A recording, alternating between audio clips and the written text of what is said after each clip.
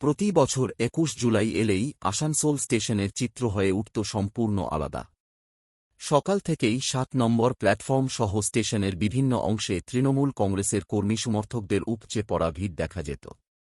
কলকাতার ধর্মতলায় শহীদ দিবসের সমাবেশে যোগ দিতে পশ্চিম বর্ধমান জেলার বিভিন্ন প্রান্ত থেকে দলে দলে কর্মীরা স্টেশনে এসে জড়ো হতেন। দলীয় পতাকা, স্লোগান, ব্যানার, ঢাকঢোল আর মিছিলের আবহে সরগরম হয়ে উঠত গোটা স্টেশন চত্বর। কিন্তু ২০২৬ সালের ২১ জুলাই সেই দীর্ঘদিনের পরিচিত ছবির সম্পূর্ণ উল্টো দৃশ্য ধরা পড়ল। মঙ্গলবার সকাল থেকে আসানসোল স্টেশনের প্ল্যাটফর্ম, মূল প্রবেশদ্বার এবং অন্যান্য প্ল্যাটফর্মও ঘুরে দেখা যায়, কোথাও তৃণমূল কর্মীদের উল্লেখযোগ্য জমায়েত নেই। দেখা যায়নি দলীয় পতাকা, স্লোগান কিংবা কলকাতাগামী কর্মীদের ব্যস্ততাও।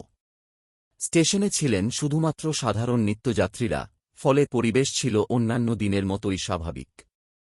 প্রতি বছরের তুলনায় এবারের এই ব্যতিক্রমী চিত্র স্বাভাবিকভাবেই রাজনৈতিক মহলে নানা প্রশ্নের জন্ম দিয়েছে।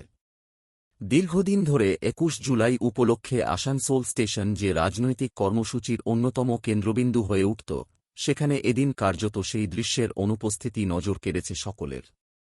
এর নেপথ্যে কী কারণ রয়েছে, তা নিয়ে বিভিন্ন মহলে জল্পনা শুরু হলেও তৃণমূল কংগ্রেসের পক্ষ থেকে কোনো আনুষ্ঠানিক প্রতিক্রিয়া পাওয়া যায়নি।